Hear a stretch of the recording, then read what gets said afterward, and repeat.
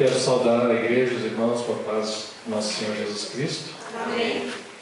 E aproveitando que os irmãos estão em pé, gostaria de convidá-los então a abrir as suas Bíblias em Atos, no capítulo 11. Nessa série de exposições sobre o livro de Atos, me coube falar sobre o capítulo 11, entre os versos 19 e 30, no livro de Atos. E diz assim a palavra do Senhor: Então, os que foram dispersos por causa da tribulação que sobreveio a Estevão, se espalharam até a Fenícia, Chipre e Antioquia, não anunciando a ninguém a palavra, senão somente aos judeus. Alguns deles, porém, que eram de Chipre e de Cirene, e que foram até Antioquia, falavam também aos gregos, anunciando-lhes o Evangelho do Senhor Jesus. A mão do Senhor estava com eles, e muitos, crendo, se converteram ao Senhor. A notícia a respeito deles chegou aos ouvidos da igreja que estava em Jerusalém, e enviaram Barnabé até Antioquia. Tendo ele chegado e vendo a graça de Deus, alegrou-se e exortava a todos que, com firmeza de coração, permanecessem no Senhor, porque era um homem bom, cheio do Espírito Santo e de fé. E muita gente se uniu ao Senhor. E partiu Barnabé para Tarso à procura de Saulo. Tendo-o encontrado, levou-o para Antioquia. E por todo um ano se reuniram naquela igreja e ensinaram numerosa multidão. Em Antioquia foram os discípulos pela primeira vez chamados cristãos. Naqueles dias desceram alguns profetas de Jerusalém para Antioquia, e apresentando-se um deles, chamado Ágabo, dava a entender pelo Espírito que estava para vir grande fome por todo o mundo, a qual sobreveio nos dias de Cláudio. Os discípulos, cada um conforme suas posses, resolveram enviar socorro aos irmãos que moravam na Judéia, o que eles, com efeito, fizeram, enviando aos presbíteros por intermédio de Barnabé e Saulo. Amém. Os irmãos podem tomar assento.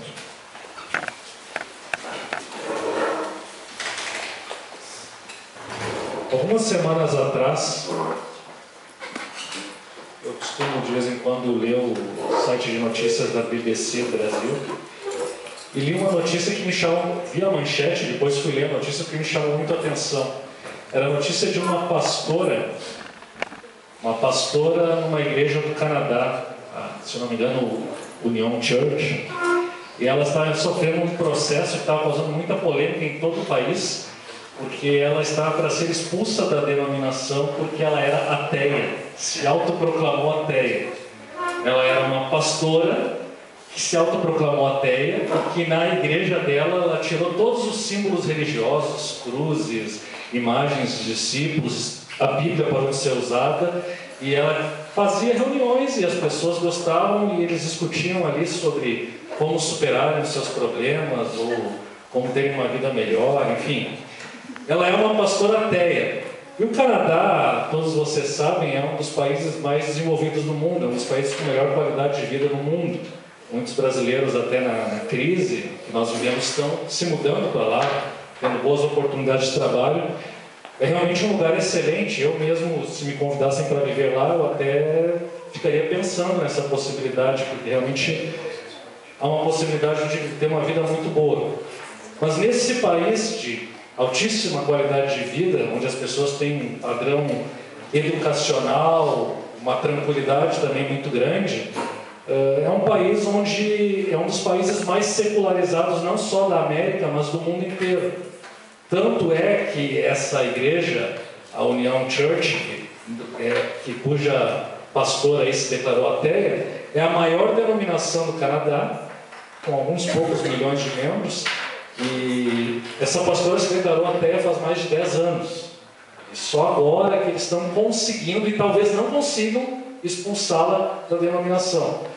Isso mostra que o cristianismo no Canadá, ele passa por um momento muito difícil. É uma religião quase que morta, digamos assim. apesar de toda a qualidade de vida, apesar daquela nação ter sido fundada por cristãos, ter recebido missionários cristãos, inclusive pessoas, missionários cristãos, saíram de lá para outros lugares do mundo, assim como também dos Estados Unidos, hoje é uma nação em que o Evangelho está completamente, como eu posso dizer, estagnado, não há crescimento.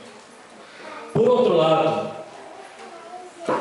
algum tempo atrás eu também li uma notícia sobre o Evangelho na China, na qual alguns líderes daquelas igrejas subterrâneas foram presos no dia de Páscoa porque eles estavam celebrando um culto e aquilo era considerado ilegal pelo Estado chinês.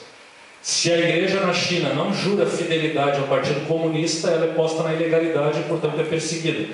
Evidentemente que um cristão verdadeiro não pode jurar fidelidade ao partido porque ele estaria colocando o partido acima de Deus. E por isso muitas igrejas na China são perseguidas e postas na ilegalidade.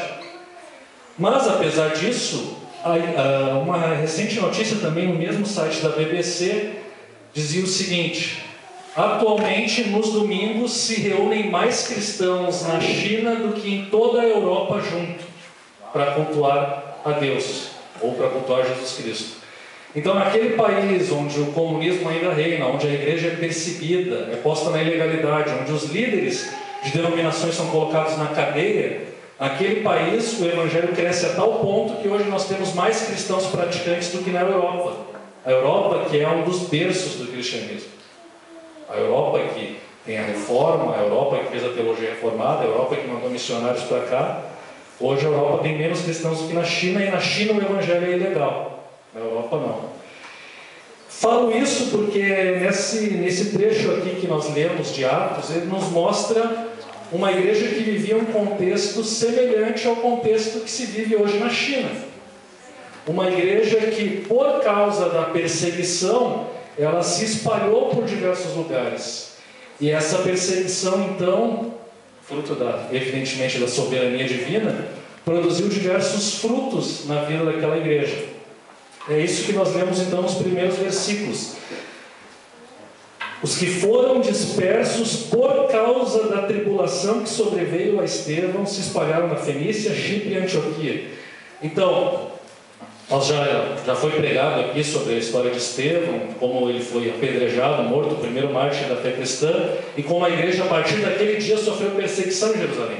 A igreja até então, pelo que transparece no livro de Atos, a igreja estava bem. Ela estava até um pouco acomodada, ela crescia, todos viam aquele crescimento, todos respeitavam os cristãos, eles viam que eles tinham uma comunhão muito bonita, que eles ajudavam os mais pobres, que não havia miséria entre eles, eles eram respeitados pelas pessoas, eles faziam boas obras, mas aquilo acabou, aquele cenário quase que um paraíso na terra para a igreja acabou em Jerusalém, a igreja passou a ser perseguida. Isso poderia parecer um sinal de que agora Deus não era mais favorável, Deus não estava mais abençoando o seu povo. Mas o livro de Atos nos mostra muito pelo contrário, ele nos mostra que na verdade a soberania de Deus foi quem estava por trás daqueles atos e por trás daquela perseguição. E o livro de Atos, na verdade, como um todo, o livro de Atos nos mostra a soberania de Deus por trás do crescimento da igreja, do fortalecimento da igreja e da salvação de pessoas. Toda a história da expansão da igreja de Jerusalém até a capital do Império Romano, e com isso ela atinge o que Jesus falou de chegar até os confins da terra, todo o livro de Atos nos mostra então que essa caminhada da igreja, ela não foi por acaso, ela não aconteceu pela capacidade de alguns líderes, ela não aconteceu pela persuasão dos seus pregadores ou pela força do seu povo, mas pela obra do Espírito Santo que fazia isso, que usava pessoas e que também direcionava todos os acontecimentos para que as coisas chegassem ao termo pretendido por Deus. E nós vemos aqui no capítulo 11, essa pequena narrativa aqui, ela nos mostra como de fato a igreja atingiu os gentios, ou seja, aqueles que não são judeus. Como que a igreja alcançou? Até então, até este momento, a igreja era voltada apenas para os judeus. Nós temos o relato ali de Cornélio, da conversão dele. Ele foi o primeiro não-judeu a aceitar o evangelho, mas aquilo foi uma história, uma narrativa isolada da família de Cornélio. Agora, como que a igreja penetrou no mundo gentílico, no mundo dos não-judeus? esse trecho aqui nos mostra, ela começou principalmente, ou primeiramente, por Antioquia. E essa igreja de Antioquia, que cresceu e que floresceu, ela foi fruto de uma perseguição. Então, por causa da perseguição, se não houvesse perseguição, se não houvesse sofrimento, se não houvesse dificuldades, não haveria evangelho entre os gentios, não haveria igreja em Antioquia, não haveria expansão do evangelho até os confins da terra, conforme as ordens de Jesus. A igreja, então, ela foi, digamos que, empurrada por Deus. Ela era, os obreiros evidentemente eram impulsionados pelo Espírito Santo, eles tinham inspiração, mas também, não apenas a inspiração do Espírito Santo, mas também as circunstâncias foram usadas por Deus para que aquela igreja crescesse. E Deus, então, Ele usa aquilo que talvez seja a principal maneira de trabalhar com o seu povo, que é o sofrimento, a perseguição, a tribulação. Deus usa o sofrimento, Deus usa a dificuldade. Talvez alguém poderia objetar assim: não, mas o sofrimento, muitas pessoas pensam que o sofrimento é apenas uma consequência do pecado e que o cristão não deve sofrer. Isso é uma grande mentira, porque não é apenas aqui que a Bíblia fala dos cristãos sofrendo e o fruto positivo que esse sofrimento traz para todo o povo de Deus. Em todo o Novo Testamento, isso é demonstrado. Se nós formos lá para o Evangelho de Mateus, nós já temos lá Jesus falando: bem-aventurados os que sofrem perseguição por causa da justiça, bem-aventurados sois quando vos perseguirem por minha causa, alegrai-vos e exultai, porque grande é o vosso galardão nos céus. Depois, no Evangelho de Marcos, também no Evangelho de Lucas, nós temos aquela famosa passagem, que também é citada em Mateus, na qual Jesus chama os seus discípulos a carregarem a sua cruz. Quem quer vir após mim, tome a sua cruz e siga-me. Quem quer ganhar a sua vida vai perder. E quem quer, na verdade, ganhar alguma coisa tem que perder, ou seja, tem que renunciar a si mesmo. Então a cruz, a imagem do sofrimento, Jesus diz que os seus discípulos têm que carregar essa cruz. Quando chega no Evangelho de João, Jesus também fala para os seus discípulos que o mundo odiaria os seus discípulos assim como odiou a ele. Então a igreja já estava sendo, os discípulos já estavam sendo preparados para aquilo que viria. E quando nós entramos no livro de Atos, nós vemos que a igreja sofre perseguição desde o início. Alguns apóstolos foram presos, alguns foram chicoteados, inclusive, outros foram executados. O capítulo 12 já vai mostrar a execução de um dos apóstolos. E assim por diante, Paulo, então, passou por todo tipo de dificuldade. Então, tudo isso está bem narrado em Atos. Mas a gente não precisa ficar só com umas narrativas. Se a gente for para as cartas de Paulo, vocês vão encontrar, por exemplo, em Romanos 8,17, Paulo vai dizer que nós somos herdeiros com Cristo, e se com Ele nós sofremos, nós com Ele também seremos glorificados. Ou seja, o sofrimento faz parte da vida cristã e é parte do processo de glorificação. Só a glorificação se vier com sofrimento antes. Paulo está dizendo então que o sofrimento faz parte, não tem como viver a vida cristã sem sofrer algum tipo de consequência por isso. E mais adiante, em 2 Coríntios, ele vai falar do espinho na carne que ele tem, e ele pede para que Deus tire, e ele pede mais de uma vez, e Deus diz: a minha graça te basta, porque o meu poder se aperfeiçoa na fraqueza. E aí Paulo diz: de boa vontade, agora mais me gloriarei na minha fraqueza, para que o poder de Deus se aperfeiçoe. E depois, se nós pegarmos Filipenses também, Paulo vai dizer: vos foi concedida a graça não apenas de crer, mas de sofrer por Jesus Cristo, por crer em Jesus Cristo. E se vocês forem também, vocês dizem: não, mas os outros livros, se vocês forem em Tiago fala de bendito é o homem que sofre a provação. Se vocês forem para 1 Pedro, vocês vão ver Pedro falando daqueles que sofrem segundo a vontade de Deus. Acho que não há versículo mais forte do que esse: os que sofrem segundo a vontade de Deus. Em certos momentos da vida do cristão, o sofrimento é a vontade de Deus. E se vocês forem também para a Epístola de João, ele também vai falar que o mundo nos odeia. Se vocês forem para Hebreus, vocês vão ler lá no final da carta de Hebreus, no capítulo 12, no versículo 2, que o autor está dizendo que nós devemos olhar para Cristo, o autor e consumador da nossa fé, que, por causa da alegria que lhe estava proposta, suportou todo o sofrimento, suportou a dor na cruz. E se vocês forem em Apocalipse, então lá no final do livro de Apocalipse, vocês vão encontrar então a promessa divina que Deus enxugará dos nossos olhos toda lágrima, e não haverá mais dor, sofrimento, morte, nada.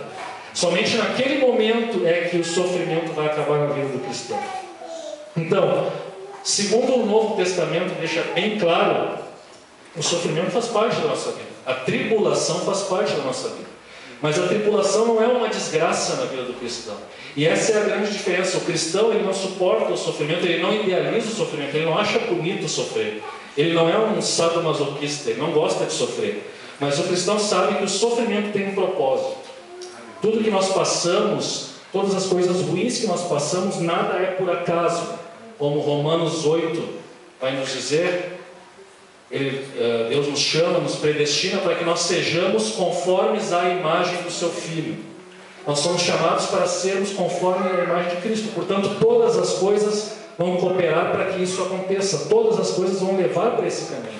E não há, na história bíblica nós percebemos isso, não há remédio mais eficaz para formar o cristão, tornar o cristão mais conforme à imagem de Cristo, do que o sofrimento. Não há.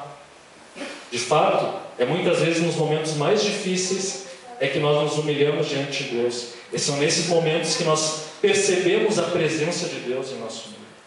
São nesses momentos que nós vemos que Deus não nos abandonou. Então, numa nação em que tudo corre bem, como o Canadá, Deus foi esquecido. Agora, numa nação onde as pessoas sofrem perseguição, onde a população sofre pobreza, onde as oportunidades não são muito boas, lá o Evangelho cresce como nunca antes. Talvez nunca antes na história da humanidade, considerando que a China tem quase 2 bilhões de habitantes. É um crescimento exponencial e impressionante. E isso ocorre num contexto de sofrimento. Deus usa aquelas circunstâncias ruins, aquelas circunstâncias difíceis, para que a igreja daquele local cresça e frutifique. E isso, até certo ponto, é um tapa na nossa cara. Isso nos humilha. Porque nós temos boas condições e nós nem de perto temos a vibração ou a força ou o poder que tem o cristianismo lá na China hoje em dia. É bem verdade que aqui no Brasil as igrejas seguem crescendo, mas nem se compara ao movimento, segundo muitos historiadores nos contam, nem se compara ao que está acontecendo na China. Então, o primeiro ponto que eu queria ressaltar na nossa mensagem, eu tenho aqui, na verdade, 6 pontos que eu acho muito importante nessa passagem. O primeiro ponto era esse: a soberania de Deus no crescimento da igreja muitas vezes significa que Ele vai permitir que a igreja passe pela tribulação e passe pelo sofrimento. Mas isso é para o nosso bem como igreja e para o nosso bem individual também, para o nosso próprio crescimento espiritual. Nos 2 sentidos, a tribulação e o sofrimento nos ajuda a nos tornarmos semelhantes a Cristo e ajuda também na expansão do Evangelho. Agora, veja bem, eu não estou aqui defendendo, tem gente que é mais radical, diz assim, não, eu bem queria que a igreja começasse a ser perseguida no Brasil e o Evangelho se tornasse legal. Não é disso que eu estou falando, e definitivamente nós temos que lutar para que isso não aconteça. Nunca a perseguição vai ser boa, e em algumas circunstâncias a perseguição é catastrófica para a igreja. Veja o caso da Coreia do Norte. Na Coreia do Norte praticamente não há cristão nenhum. São pouquíssimos. É porque a perseguição, da mesma forma os países islâmicos, a perseguição tem um efeito muito ruim em alguns lugares. Mas de uma forma geral nós sabemos que Deus age soberanamente. Naqueles locais não houve crescimento, mas na China e em muitos outros locais onde há perseguição, há o crescimento. Então nós não desejamos o sofrimento por si só, a perseguição por si só. Isso é uma decisão soberana de Deus e conforme for necessário Ele vai enviar para a igreja ou não. No caso aqui da igreja primitiva foi o que aconteceu. A igreja se expandiu, fruto daquela perseguição, daquela tribulação que sobreveio naqueles primeiros dias. Mas no primeiro momento, a igreja perseguida, ela ainda estava com aquela sua mentalidade. Não, vamos falar para os judeus, porque o Evangelho é a boa nova da restauração de todas as coisas para o povo de Deus. E quem é o povo de Deus são os judeus. Então, nós judeus falamos para os judeus. Mas o livro de Atos nos mostra aqui no versículo 20 que alguma coisa diferente começou a acontecer. Alguns deles que eram de Chipre e de Cirene, Cirene é uma cidade no norte da África, na atual Líbia, e que foram até Antioquia, falavam também aos gregos, anunciando-lhes o Evangelho do Senhor Jesus.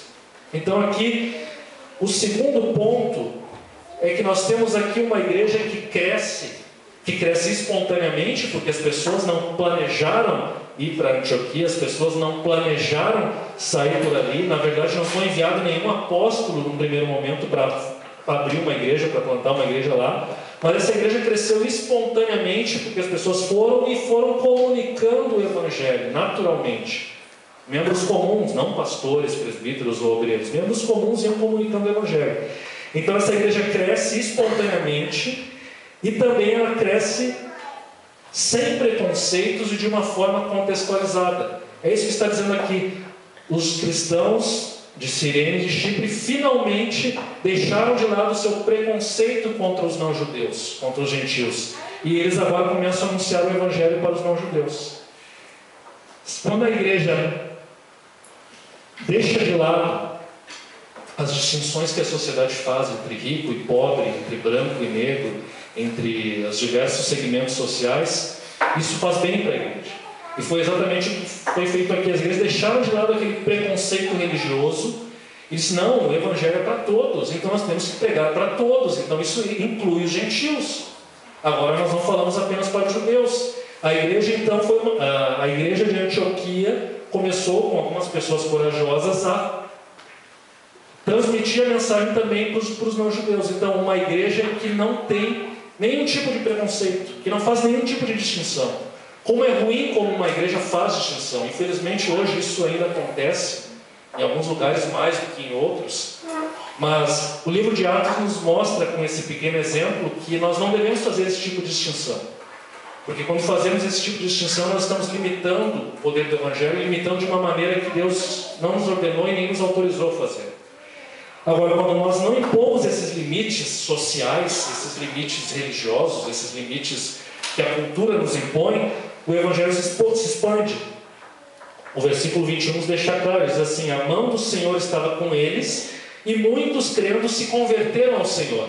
Então essa ousadia de falar para não-judeus, o que era visto com maus olhos dentro do judaísmo, apesar da resistência de alguns, a mão de Deus estava com eles, porque Deus não queria mais essa distinção. Deus queria salvar a todos, pessoas de todas as tribos, povos e línguas, de todas as raças, de todas as culturas.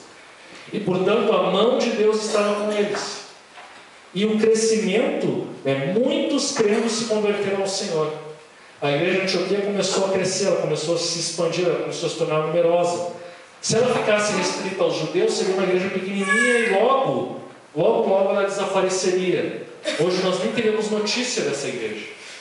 Mas como ela rompeu essas barreiras sociais, ela foi, evangelizou os não-judeus e cresceu. Mas há um outro ponto aqui importante, que ela não só deixou de lado o seu preconceito, mas ela também contextualizou a mensagem. Certa vez eu falei aqui da igreja missional, eu falei que a igreja missional ela está focada em falar, um dos aspectos é que essa igreja fala a linguagem que o mundo entende.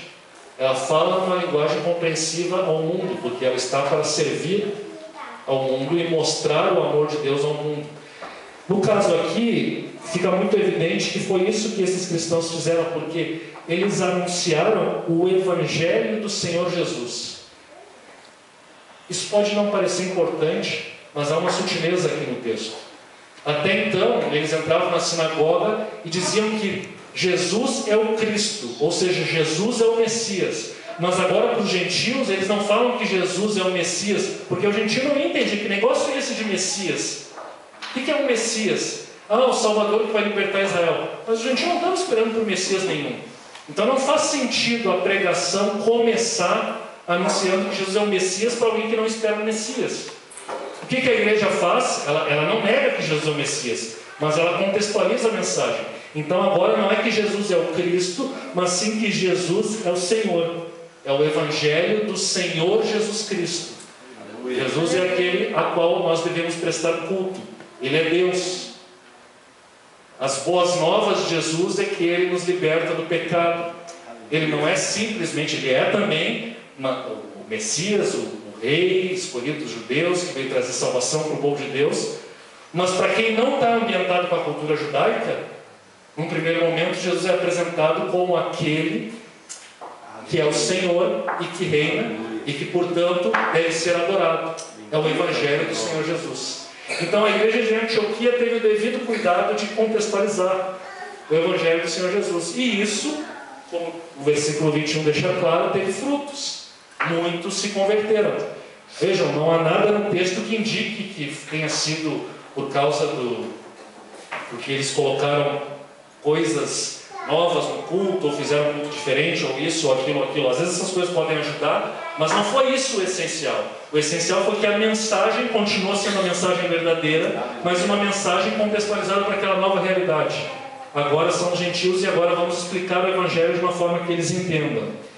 Então, esse é o segundo ponto importante para nós como igreja. Se nós queremos ter eficácia na proclamação do Evangelho, nós temos que proclamar uma mensagem que seja compreendida pelo mundo. Mas tem mais. Aqui, como eu já falei anteriormente, nada indica que esse surgimento da igreja de Antioquia tenha sido obra de algum pastor, de algum evangelista, de algum apóstolo, já que eles ainda existiam. Hoje não existem mais, apesar de alguns se autodenominarem. Mas não foi fruto desse trabalho intencional de apóstolo. Ela surgiu espontaneamente. E aqui é um ponto importante também que nos fala para nós enquanto igreja. Se nós achamos que a igreja aqui do Botânico tem o potencial de crescer muito mais do que ela já está, e se ela não cresce, isso não é culpa do Leon, não é culpa dos presbíteros, não é culpa dos obreiros, não é culpa do pastor João na sede, não. Na verdade, a igreja ela não cresce meramente por causa do trabalho dos seus líderes. Ela cresce porque os seus membros estão envolvidos com a missão. Ela é, em outras palavras, uma igreja missional, ou seja, todos os membros estão envolvidos nesse processo de crescimento. Esse era o segredo aqui na igreja em Atos. Essa igreja era uma igreja que não crescia meramente pelo trabalho dos seus líderes. Ela crescia porque as pessoas iam e compartilhavam a mensagem onde quer que elas estivessem. No seu trabalho, nos seus afazeres, nas suas famílias, nos seus lares, enfim, aquilo era compartilhado. Não era necessário haver uma campanha de evangelismo, uma campanha disso, um momento daquilo, não. Era um crescimento espontâneo, mas um crescimento espontâneo que acontece somente quando toda a igreja está envolvida. Por isso que é importante, se nós queremos ver a igreja crescer, se nós queremos ver o Evangelho tomar conta da nossa cidade, do nosso bairro, enfim, é necessário que todos nós façamos a nossa parte. Se a igreja não cresce como nós desejamos, isso é culpa nossa, não é culpa de um ou dois. E digo mais, às vezes a gente pode dizer assim, não, a igreja não cresce porque tem um pastor meio ruim, fala besteira no púlpito, porque tem uns irmãos meio ranzinza que afastam os visitantes, não sei o quê. Mas esse não é o problema de vocês aqui. Vocês têm bons pregadores, vocês que vão ouvir boas pregações, vocês têm uma boa comunhão, tem um bom grupo aqui. Então vocês têm todo o potencial aqui no Botânico para crescer. No momento que todos estiverem envolvidos, não tenho dúvida de que isso vai render o seu fruto. E isso é fruto de toda a igreja, não é obra de um ou de outro. E foi o que aconteceu aqui em Antioquia. O Senhor estava com eles e essa igreja cresceu e muitos se converteram ao Senhor. Mas há um outro aspecto aqui que nós não podemos desconsiderar. O terceiro aspecto é que essa conversão, essas conversões, esse crescimento, essa expansão da igreja de Antioquia, ela era feita no poder do Espírito Santo. Isso pode parecer, aqui dentro da Assembleia de Deus, que é um chavão falar isso. Não, poder do Espírito Santo, vimos isso toda hora. Mas o fato é que as narrativas de Atos deixam isso muito claro. O poder do Espírito Santo estava com aquelas pessoas que estavam pregando e evangelizando.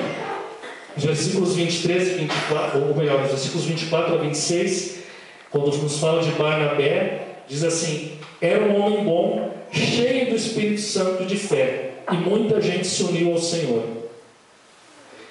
E aí depois fala que Barnabé partiu, trouxe Saulo, e tendo encontrado, levou-o para Antioquia, e por todo o ano se reuniram naquela igreja e ensinaram numerosa multidão. E em Antioquia os discípulos foram chamados pela primeira vez cristãos. Então, esse trabalho de crescimento foi feito. A Bíblia nos diz que Barnabé era um homem bom. É um pouco difícil dizer o que é bom, mas nos diz também que Barnabé era um homem cheio do Espírito Santo. E ao longo do livro de Atos, nós vemos que a igreja ela vai se expandindo. Sempre o Espírito Santo ele é mencionado assim a todo momento por Lucas no livro de Atos. O Espírito Santo na unção de líderes, o Espírito Santo na escolha dos diáconos, o Espírito Santo na pregação, o Espírito Santo dando coragem, o Espírito Santo dando firmeza, o Espírito Santo dando motivação. Muitas e muitas passagens em Atos nos falam da coragem ou da intrepidez que os cristãos tinham na proclamação da mensagem, na proclamação do Evangelho. Ou seja, não era uma coisa natural, não era algo que eles faziam como se estivessem simplesmente conversando ou fazendo um discurso político, ou um discurso bonito, ou um discurso nos tribunais. Não, era algo que era feito no poder do Espírito Santo. Evidentemente, havia sinais, havia milagres, e a mensagem em si carregava uma autoridade e um poder. E o problema que nós vemos na igreja contemporânea é que nós muitas vezes negligenciamos o poder do Espírito Santo. Nós dizemos, e nós no meio pentecostal, muitas vezes dizemos, não, mas nós somos pentecostais, nós falamos do Espírito Santo, nós pedimos o batismo do Espírito Santo, nós fazemos campanha disso, campanha daquilo, mas na prática nós temos muitos chavões, e não buscamos o Espírito Santo com seriedade. A verdade é que um avivamento, a expansão da igreja, só vai acontecer quando o Espírito Santo efetivamente, e por uma decisão soberana dele mesmo, descer no nosso meio, encher o nosso discurso, encher o nosso coração, habitar plenamente em nossa igreja, porque a igreja é a habitação do Espírito Santo. Quando isso acontecer, como de fato acontecia em Atos, como de fato acontecia na igreja primitiva, a igreja vai voltar a ter aquele seu crescimento, a igreja vai voltar a ter aquela dinâmica. O Espírito Santo ele dá uma nova dinâmica, e essa dinâmica não é subir no púlpito, gritar, berrar, pular ou rodopiar. Não é isso que é a dinâmica do Espírito. A dinâmica do Espírito é uma mensagem que, independentemente do tom de voz, ela demonstra uma autoridade. As pessoas veem que aquilo é de Deus. As pessoas se convertem. Às vezes pode ser um discurso horrível, às vezes pode ser uma pessoa que nem sabe falar, pode ser uma pessoa até analfabeta, mas ela fala com a autoridade do Espírito Santo. E essa autoridade do Espírito Santo é algo que a igreja negligencia, tem negligenciado, em muitos aspectos. Não é simplesmente pela ausência de milagres, mas é por negligenciar essa busca, essa humilde busca do Espírito Santo para que nos dê autoridade. Recentemente eu li um livro a respeito disso, sobre o Espírito Santo nas cartas de Paulo, e fica bem claro que Paulo, em todas as cartas do início ao fim, ele coloca um poder, uma ênfase muito grande na atuação do Espírito Santo na vida do cristão, em tudo. Na coragem, na ética, no fruto do Espírito, na vida cristã, na esperança, na ressurreição, na oração, na adoração, no louvor, em tudo. Portanto, se nós como igreja queremos ter a influência ou o poder que tinha a igreja de Antioquia, nós temos que buscar, tanto para a nossa vida, como para a igreja como um todo, clamar e pedir que o Espírito Santo volte a habitar em nós. Na verdade, ele habita, não que ele volte a habitar, mas que ele volte a se manifestar poderosamente entre nós. Que ele volte a fazer grandes coisas que ele fez no passado. Mas um outro ponto importante aqui, versículos 23 e 24, é que essa igreja de Antioquia, ela também, após ter esse crescimento espontâneo, esse crescimento natural, ela também acabou constituindo líderes fiéis. E essas são as características tanto de Paulo como de Barnabé. De novo, versículo 23. Tendo ele chegado e vendo a graça de Deus, alegrou-se e exortava a todos a que, com firmeza de coração, permanecessem no Senhor. Então, Barnabé, ele exortava, ele era um líder que não fugia da sua responsabilidade pastoral. A palavra exortar, nós sabemos que ela é uma palavra forte, ou seja, ele está ao mesmo tempo que motivando, mas ao mesmo tempo, possivelmente também apontando as fraquezas da igreja. Então, ele está exortando aquela igreja para que ela permaneça firme. com firmeza de coração permanecesse no Senhor. Ele está falando da perseverança. A igreja passava por provações, por tentações, a perseguição estava às portas da igreja, e Barnabé vai lá, ele vê aquele crescimento e ele começa agora a pregar para que aquilo não seja apenas uma emoção, que aquilo não seja apenas um fogo de palha, que aquilo não seja apenas algo que começa bem, mas acaba mal. Então ele exorta aquela igreja a permanecer. Ele quer realmente que aquelas conversões que apareceram ali, que fique comprovado que aquelas conversões são verdadeiras, a permanência daquelas pessoas na fé,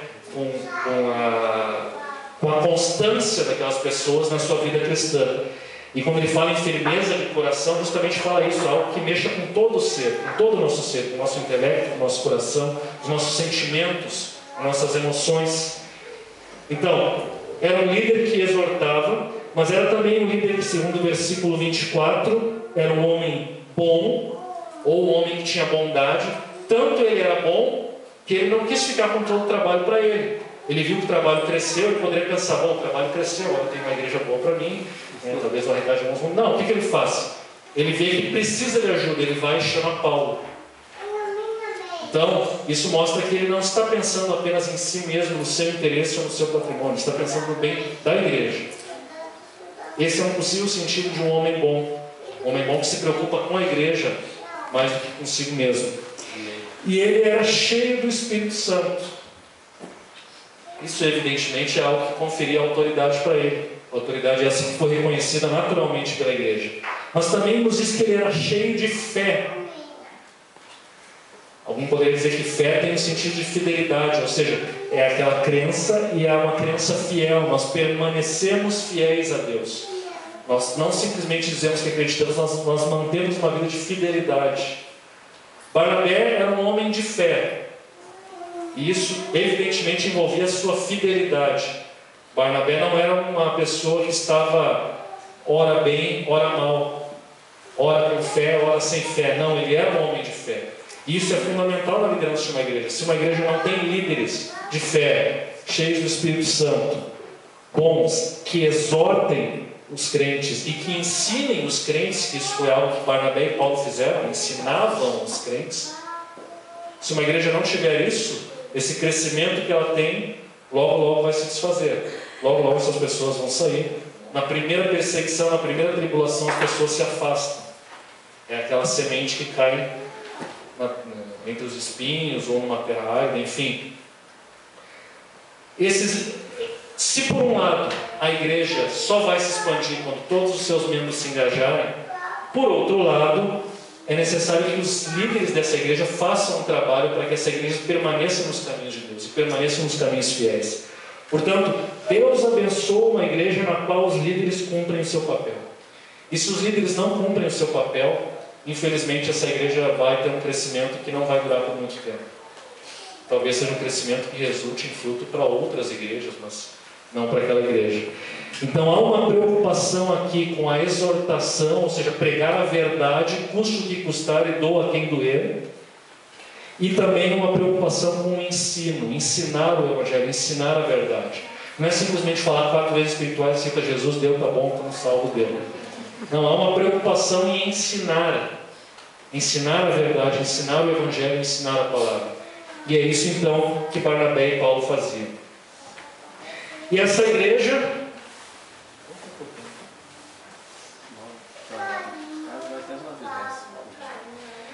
Essa igreja, a quinta característica que eu queria ressaltar aqui, é uma igreja que tem uma identidade própria. Isso no versículo 26. Em Antioquia foram os discípulos pela primeira vez chamados cristãos. Por que Lucas coloca isso aqui? Parece uma nota assim meio fora do tom, né? Mas não é coincidência ele colocar que em Antioquia, pela primeira vez, os discípulos foram chamados de cristãos. Na verdade, se nós formos ver no contexto, foi em Antioquia que começou a haver uma igreja desvinculada do judaísmo. Uma igreja em que não judeus aceitaram o Evangelho e ingressaram nesse corpo de Cristo. Isso, portanto, começou a levantar uma série de questionamentos. Mas afinal, o que nós somos? Nós somos uma seita do judaísmo? Nós somos um judaísmo que crê que o Messias chegou? Ou nós somos algo diferente? O livro de Atos nos mostra que os cristãos de Jerusalém continuavam adorando no templo de Jerusalém. Continuavam indo lá. Possivelmente até ofereciam sacrifícios. Faziam orações no templo, circuncidavam seus filhos. A igreja ainda estava muito vinculada com o judaísmo. Não ficava muito bem claro o que era a igreja. Mas aqui em Antioquia, pela primeira vez, eles são chamados de cristãos. Normalmente aqui o sentido era pejorativo. Vocês são uns cristãozinhos. Vocês são seguidores de Cristo. Vocês são mini-cristos, né? São iguais a Cristo. E como Jesus Cristo não era um personagem muito bem visto entre os não-cristãos, provavelmente esse termo tinha um termo fosse meio pejorativo, fosse até um pouco, a intenção dele fosse debochar até da igreja, ou ofender a igreja. Vocês são cristãos, vocês são desse cara aí, vocês adoram, então vocês são cristãos. Mas o fato é que seja ele um deboche ou não, o fato é que o mundo viu que aquilo ali era algo diferente. Aquilo ali não era uma seita judaica. Aquilo ali não era um grupo de fariseus. Aquilo ali não era um grupo de loucos ou um grupo de filósofos. Aquilo ali era um grupo de pessoas, uma comunidade de pessoas diferente de tudo o que havia, de tudo que existia em volta. Era um grupo de pessoas que estavam centrados em torno de uma pessoa que eles chamavam de Cristo. E, portanto, todos os que estavam ali eram cristãos. Então, a igreja em Antioquia, ela finalmente assume a sua identidade, ela assume o que ela é. A igreja não é um clube, não é um grupo, não é uma seita judaica, ela é aqueles que se reúnem para adorar a Cristo. E se nós estamos aqui, Cristo não é o centro da nossa adoração, nós não estamos sendo cristãos, nós estamos sendo outra coisa. Nós, como igreja, temos que primar pela nossa identidade. O fato da igreja de Antioquia ter uma identidade tornou ela reconhecível. As pessoas de fora viam aquilo e viam que era algo diferente. E o que o livro de Atos nos mostra é que isso aparentemente foi positivo, porque muitas pessoas se convertiam em Antioquia. Nós, infelizmente, hoje temos uma identidade, às vezes queremos nos identificar muito com o mundo.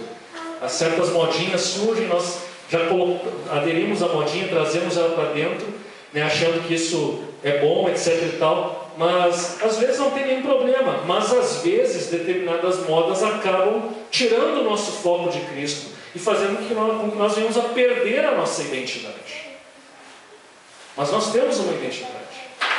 Hoje muitas igrejas que focam em outras coisas, como teologia da prosperidade, coisas desse tipo, perderam a sua identidade de adoradores de Cristo. E igrejas que viraram quase que um clube social, ou uma reunião de magia, na qual tentam convencer Deus a fazer coisas mágicas para eles, mas estão deixando de ser igrejas cristãs. Mas se nós quisermos ser fiéis ao nosso chamado, se nós quisermos frutificar, se nós quisermos ver o Evangelho se expandindo, nós temos que ser fiéis à nossa identidade. E nossa identidade é Cristo Jesus e nada mais do que isso. Aleluia. Jesus Cristo é que nos confere essa identidade. Mas há, por fim, e aqui eu já me aproximo do encerramento, há um outro ponto importante, que está nos versículos 29 a 30. Eu diria que esses versículos nos falam de duas coisas: serviço e gratidão. Aqui nos fala que alguns profetas vieram de Jerusalém e profetizaram uma grande fome que haveria de vir sobre o mundo. E a igreja de Antioquia, sabendo que isso estava por acontecer, o que ela faz? Cada um, conforme as suas posses, resolve enviar socorro aos irmãos que moravam na Judéia. O que eles, com efeito, fizeram enviando-os aos presbíteros, a primeira vez que a palavra presbíteros aparece em Atos, por intermédio de Barnabé e Saulo. Então a igreja de Antioquia, aquela igreja que crescia, que frutificava, que era abençoada pelo Espírito Santo, que mesmo sendo fruto de uma perseguição havia muita alegria e que crescia e que prosperava nesse sentido, aquela igreja percebe que ela precisa fazer alguma coisa para ajudar os seus co-irmãos da Judéia e de Jerusalém. Afinal, até o próprio Evangelho tem a sua origem lá. E aquela igreja estava passando por uma necessidade, ou estava prestes a passar uma necessidade, conforme havia sido profetizado. E os irmãos então resolvem, conforme as suas posses, juntaram dinheiro, arrecadaram dinheiro e mandaram uma oferta para lá. E essa oferta então ela nos mostra que a igreja de Antioquia ela tinha uma visão de que, por um lado, eles tinham que servir, ou seja, não foram salvos para viverem a sua vida num clubinho, num clube alegre, no qual eles compartilham várias coisas e ficam felizes, mas eles foram salvos para servir os que passam necessidades. E, portanto, eles queriam servir a igreja de Jerusalém e juntam uma oferta. Mas não só isso, não é só serviço, é também gratidão. Gratidão porque eles recebem o Evangelho de graça. O Evangelho é uma mensagem que veio de graça, mas ela, na verdade, custou um alto preço. É o que Pedro nos fala na sua epístola. Nós somos resgatados por um alto preço. A própria vida do Filho de Deus foi dada em nosso favor. Na verdade, não há dinheiro nenhum que pague. Nós não podemos pagar. Agora, o fato de nós não podermos pagar com dinheiro não significa que a gente não deva colaborar com nada na obra de Deus. E a igreja de Antioquia ela faz isso. Ela se dispõe a colaborar com a obra de Deus. E ela manda essa oferta. Se nós estamos na casa de Deus, se nós recebemos o Evangelho, se nós temos o Espírito Santo na nossa vida, se nós somos impactados pela verdade, se nós vivemos em comunidade com os nossos irmãos, isso necessariamente deve redundar em gratidão e deve redundar em serviço e, portanto, também deve redundar em contribuição, em colaboração. Todos nós temos uma responsabilidade de contribuir, de colaborar. E a igreja de Antioquia ela faz isso. Naquele contexto, naquela necessidade, era para suprir as necessidades dos irmãos de Jerusalém. Mas não resta dúvida, e ao longo do livro de Atos, depois nas epístolas de Paulo, vai ficar claro que os cristãos, de uma forma geral, sempre se dispuseram de boa vontade a dar, a colaborar, a contribuir com dinheiro. E vejam, hoje em dia é muito ruim falar sobre isso nos púlpitos, porque já pensam, lá vem o pastor picareta, neopentecostal, pedindo dinheiro para botar no bolso e enriquecer. Mas não é disso que se trata aqui. Não se trata de pedir dinheiro porque quer enriquecer, ou porque quer comprar um jatinho, ou uma rádio, ou não sei o quê.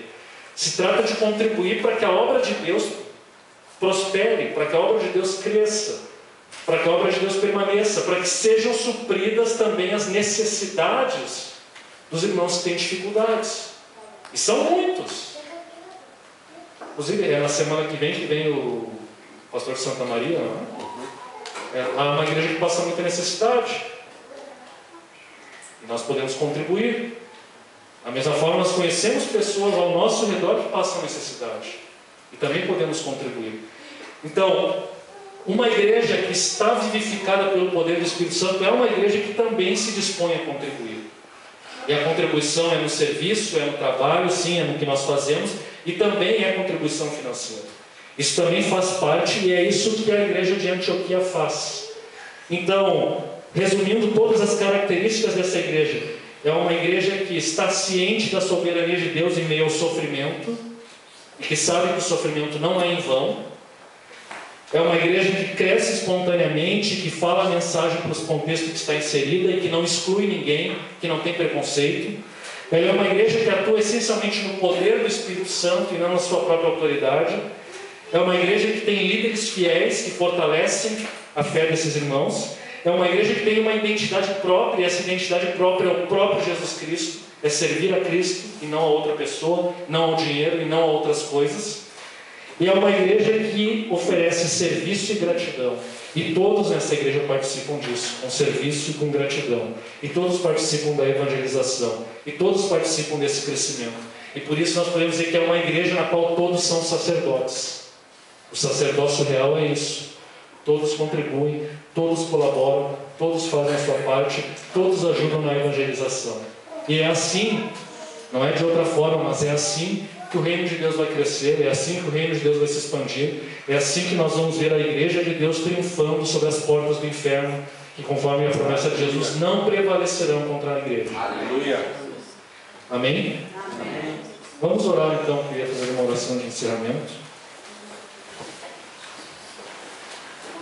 Pai amado, nós queremos nessa noite te agradecer pela palavra que foi falada. te agradecer pela palavra que foi pregada, Pai. Nós sabemos que em muitos aspectos nós falhamos na nossa vida cristã. Nós falhamos como igreja, Senhor. A mensagem de hoje foi mais voltada para a igreja como igreja e não tanto por nós como pessoas. Mas tanto como pessoas como igreja, nós também muitas vezes falhamos. Mas nós queremos, Senhor, nós queremos ser como a igreja de Antioquia. Nós queremos ter essas características boas que a igreja de Antioquia tinha, Pai. Faz isso uma realidade em nosso meio. Dá-nos, Senhor, aquela alegria de compartilhar o Teu Evangelho, a Tua Palavra, a Tua verdade, diante daquelas pessoas que não Te conhecem, para que elas venham a Te conhecer.